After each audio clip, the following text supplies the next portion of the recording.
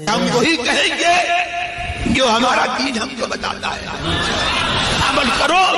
تو تمہارا بھلا ہے۔ 3 فرزند ہیں، ایک حضرت قاسم، دوسرے حضرت ابراہیم اور تیسرے حضرت عبداللہ، اور آپ کی 4 مقدس شہزادیاں ہیں، سیدہ زینب، سیدہ رقیہ، سیدہ ام کلثوم اور سیدہ فاطمۃ الزہرا رضی اللہ تعالی عنہن اجمعین۔ اب ان اولاد کے حوالے سے جو اصح روایت ہے وہ یہ ہے کہ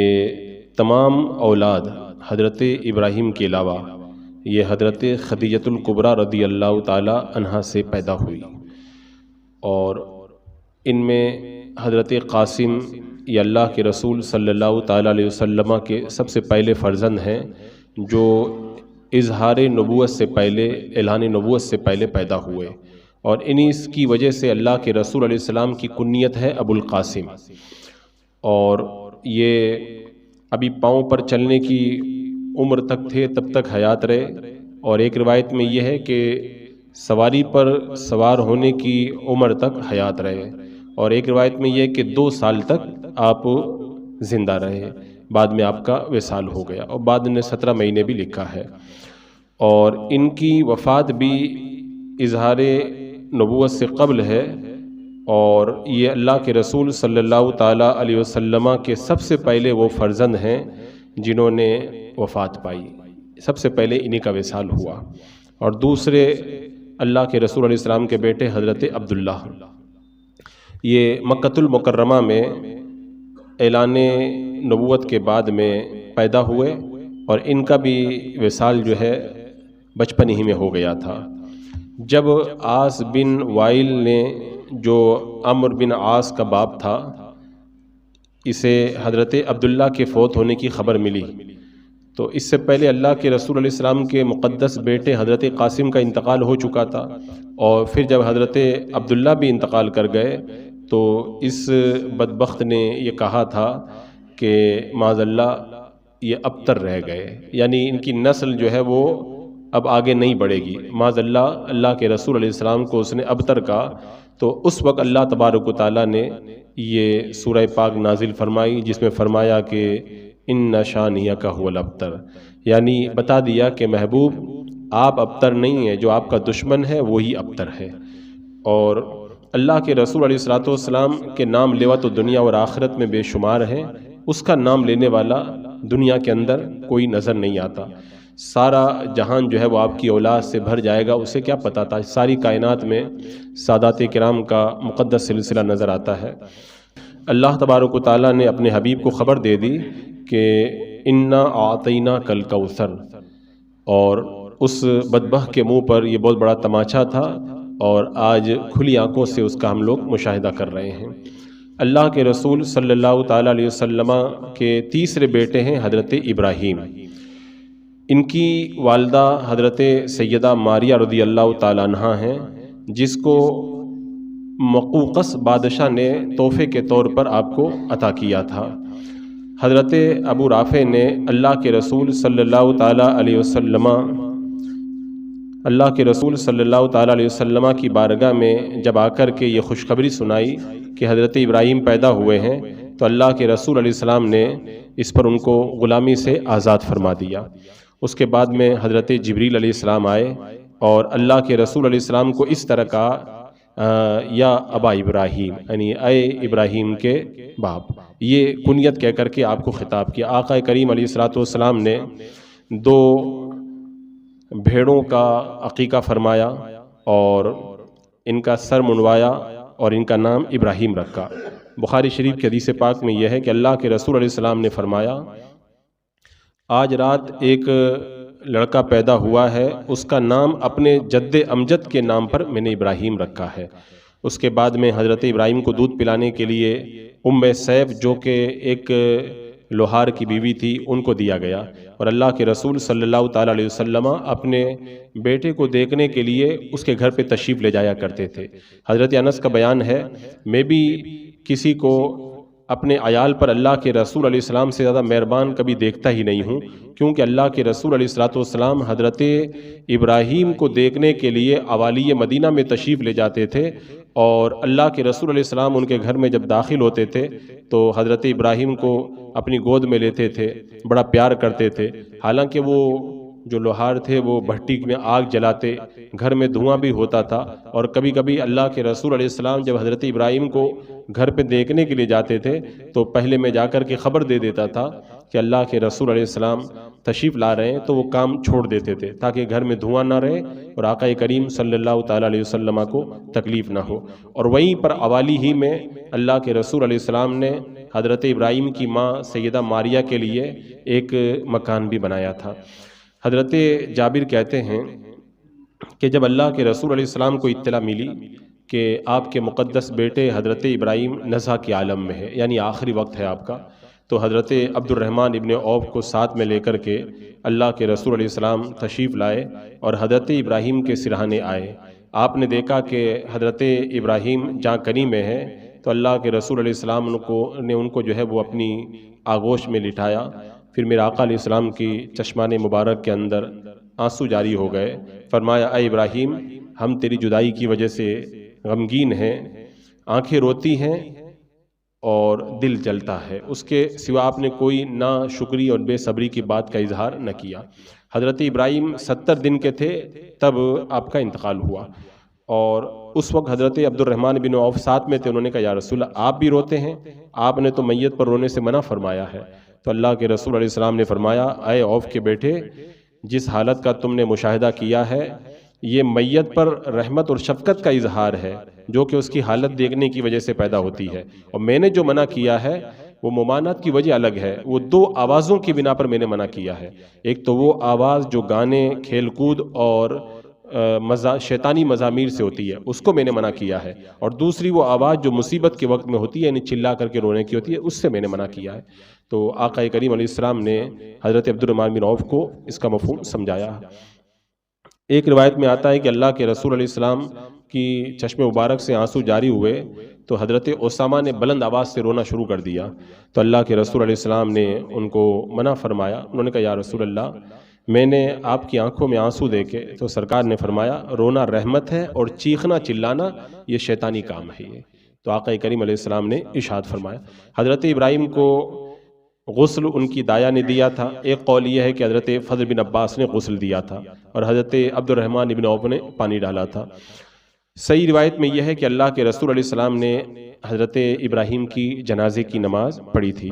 اور جنت البقیع کے اندر ان کو دفن کیا گیا تھا، اور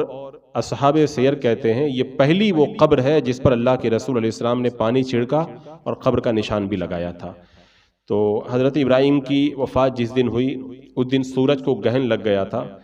اور لوگوں نے جب گہن دیکھا تو طرح طرح کی باتیں کرنا شروع کر دیا، اور کچھ لوگوں نے تو یہاں تک کہہ دیا کہ یہ عظیم موت یا حادثہ کی وجہ سے سورج کو گہن لگا ہے۔ تو اللہ کے رسول علیہ السلام نے فرمایا چاند اور سورج خدا کی نشانیاں ہیں، یہ کسی کے مرنے اور جینے سے گہن ان کو نہیں لگتا ہے۔ اور اللہ کے رسول صلی اللہ تعالیٰ علیہ وسلم نے فرمایا ابراہیم میرے فرزند کی وفات مدت رضاعت پوری ہو کیے بغیر دنیا سے وہ چلے گئے، اس لیے اللہ تعالیٰ نے ان کے لیے دودھ پلانے والی مقرر کر دی ہے، اور ایک روایت میں یہ کہ جنت میں ہے تاکہ ان کی مدت رضاعت جو ہے وہ پوری کر دی جائے، یعنی دودھ پلانے کی پوری ان کی مدت جنت میں کی جائے گی۔ اس طرح سے مختلف روایات آئی ہیں، اور اس کے بعد میں میرے آقا صلی اللہ علیہ وسلم کی 4 مقدس بیٹیاں، یہ تو 3 بیٹے تھے حضرت عبداللہ، حضرت قاسم اور حضرت ابراہیم، 4 بیٹیوں میں پہلی بیٹی حضرت سیدہ زینب۔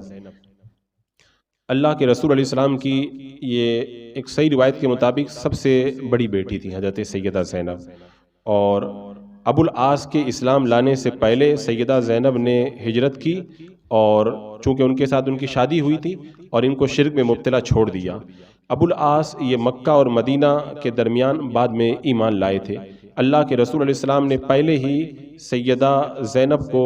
ان کے سپرد فرما دیا تھا۔ اب ابو العاص چونکہ ایمان نہیں لائے تھے اور آقا کریم علیہ السلام کی بیٹی ان سے جدا ہو گئی تھی، تو ابو العاص جب بدر کی جنگ کے اندر قیدی بنا کر کے لائے گئے تو اہل مکہ نے اپنی قیدیوں کو چھڑانے کے لیے کچھ فدیہ وغیرہ دیا تھا، تو سیدہ زینب نے ابو العاص کے فدیے میں ایک ہار بھیجا کہ ابو العاص کو اس ہار کے بدلے چھوڑ دیا جائے۔ یہ وہی ہار تھا جو سیدہ زینب نے نکاح کے وقت میں سیدہ خدیجہ نے نکاح کے وقت میں اپنی بیٹی سیدہ زینب کو دیا تھا، یعنی ان کی ماں نے ان کو دیا تھا۔ جب اللہ کے رسول علیہ السلام نے اس ہار کو دیکھا تو وہ ہار کو دیکھ کر کے حضرت خدیجہ یاد آ گئی اور آقا کریم علیہ السلام کی آنکھوں میں آنسو آ گئے، اور صحابہ کرام سے فرمایا کہ اگر تم پسند کرو تو یہ زینب کو اس کا ہار میں لوٹا دوں۔ تو صحابہ کرام نے عرض کیا رسول اللہ ہم اس بات سے راضی ہیں۔ بہرحال اس واقعہ کے 2.5 سال کے بعد ابو العاص ایک تجارت کی غرض سے جو ہے مکہ سے باہر گئے تھے، اور ان کے ساتھ میں مکہ والوں کا مال تجارت تھا۔ اس تجارتی قافلہ کی واپسی کے وقت میں اللہ کے رسول علیہ السلام کے صحابہ نے جو ہے وہ ان پر قابو پا لیا اور ابو العاص کے مال پر قبضہ کر کے ان کو قتل کرنے کا ارادہ کیا، لیکن سیدہ زینب کی امان کی وجہ سے انہیں قتل نہ کیا گیا، اور ان سے کہا گیا کہ تم مسلمان ہو جاؤ اور یہ جو مال تمہارے پاس میں مشروکہ ہے وہ سب تم لے لینا۔ تو انہوں نے جواب دیا، جواب کے اندر کا مجھے شرم آتی ہے اپنے دین کو اس ناپاک مال سے پلید کروں۔ یہ مکہ گئے، ان کا مال واپس کیا اور کھڑے ہو کر کے اعلان کر کے چلے آئے، مکہ والوں میں تمہارا مال تم کو دے دیا ہوں، اب میں اللہ کے رسول پر ایمان لاتا ہوں، اور پھر کلمہ پڑھ کے آقا کریم صلی اللہ تعالی علیہ وسلم کی بارگاہ میں حاضر ہو گئے۔ سیدہ زینب کا حضرت ابو العاص سے ایک فرزند تھا جس کا نام تھا علی، اور ایک بیٹی تھی ان کی حضرت زینب سے جس کا نام تھا امامہ۔ یہ اللہ کے رسول علیہ السلام کے 2 نواسے علی اور حضرت امامہ۔ یہ علی بن عاص تو بالغ ہونے کے قریب تھے تبھی ان کا انتقال ہو گیا تھا۔ اللہ کے رسول علیہ السلام نے جب مکہ فتح کیا تو اپنی سواری پر پیچھے اپنے اس نواسے کو بٹھایا تھا، اور حضرت امامہ سے بھی اپنی نواسی بے سے اللہ کے رسول علیہ السلام بہت پیار کرتے تھے۔ ایک بار آقا کریم علیہ السلام نماز پڑھ رہے تھے، حضرت امامہ آ کر کے آپ کی پشت پر جو ہے وہ سوار ہو گئی، رکوع میں جاتے تھے تو اللہ کے رسول علیہ السلام ان کو زمین پہ اتار دیتے، سجدے سے سر مبارک اٹھا کر کے جب قیام کی طرف جاتے تو ان کو دوش مبارک پر سوار کر لیتے، یعنی اپنے آپ وہ سوار ہو جاتی اور اتر جاتی تھی۔ آقا کریم علیہ السلام ان سے بہت زیادہ پیار فرمایا کرتے تھے۔ سیدہ زینب کی وفات میرے آقا علیہ السلام کی حیات ظاہری میں ہو گئی تھی سن ہجری 8 میں۔ حضرت سودا، حضرت ام سلمہ، حضرت ام یمن اور حضرت ام عطیہ ان حضرات نے ان کو غسل دیا تھا، اور آقا کریم صلی اللہ تعالی علیہ وسلم ان کے غسل کے وقت میں تشریف لائے، اور آقا کریم علیہ السلام نے اس کو ملاحظہ فرمایا، اور ایک روایت میں یہ ہے کہ اللہ کے رسول علیہ السلام نے غسل کے وقت میں ارشاد فرمایا کہ خالص پانی اور بیری کے پتے ملے ہوئے پانی سے ان کو غسل دو، اور آخری مرتبہ کافور ملو۔ اور ایک روایت میں آقا کریم علیہ السلام نے مشک سے جو ہے وہ ملانے کا حکم دیا، فرمایا جب تم غسل دے کر کے فارغ ہو جاؤ تو مجھے بتانا۔ جب اللہ کے رسول علیہ السلام کو اطلاع دی گئی تو آپ نے اپنا تہبند بھیجا، کہا اس تہبند کو ان کے کفن میں دے دو اور ان کے جسم سے ملا کر کے رکھو۔ اس سے پتہ چلتا ہے کہ آقا کریم علیہ السلام نے اپنی تہبند سے اپنی بیٹی کو برکت حاصل کرنے کا موقع عطا فرمایا۔ اور ایک روایت میں یہ بھی ہے کہ اللہ کے رسول علیہ السلام نے جو ہے وہ آپ کی نماز پڑھائی، اور بعد میں خود اللہ کے رسول علیہ السلام سیدہ زینب کی قبر کے اندر اترے تھے۔ اس کے بعد میں اللہ کے رسول علیہ السلام کی دوسری مقدس بیٹی حضرت سیدہ رقیہ رضی اللہ تعالیٰ عنہ، ان کی ولادت واقعہ فیل سے 33ویں برس میں ہوئی تھی۔ سیدہ زینب کی ولادت کے 3 سال کے بعد میں ان کی ولادت ہے، اور قریش نے حضرت ابو العاص کو بھی اللہ کے رسول علیہ السلام کی صاحبزادی سیدہ زینب کو جدا کرنے پر ابھارا تھا، یعنی اعلان نبوت کے بعد میں جب آقا کریم علیہ السلام پہ ظلم ہو رہا تھا تو ابو العاص کو بھی انہوں نے کہا تھا کہ تم جو ہے وہ زینب کو طلاق دے دو یا جدا کر دو، لیکن ابو العاص نے اس بات کو گوارا نہیں کیا تھا۔ اس کے بعد میں اللہ کے رسول علیہ السلام نے سیدہ رقیہ کا نکاح حضرت عثمان ذوالنورین کے ساتھ میں جو ہے وہ کر دیا تھا، اور حضرت عثمان نے ان کے ساتھ میں 2 مرتبہ ہجرت کی، ایک بار حبشہ لے گئے اور دوسری مرتبہ مدینہ منورہ۔ جب سیدہ رقیہ کا انتقال ہوا تو عورتیں رو رہی تھی، اللہ کے رسول علیہ السلام نے ان کو منع نہیں کیا۔ سیدہ فاطمہ سیدہ رقیہ کی قبر کے سرانے آ کر کے بیٹھ گئی اور رونے لگی۔ اللہ کے رسول علیہ السلام نے اپنی چادر سے حضرت فاطمہ کے آنکھوں سے جو ہے وہ آنسو پہنچے، اور اللہ کے رسول صلی اللہ تعالیٰ علیہ وسلم حضرت رقیہ کے وصال کے وقت میں ایک روایت میں یہ آتا ہے کہ بدر کے میدان میں تھے، تو پھر آنسو پوچھنے کا مطلب یہ ہوگا کہ انتقال کے بعد میں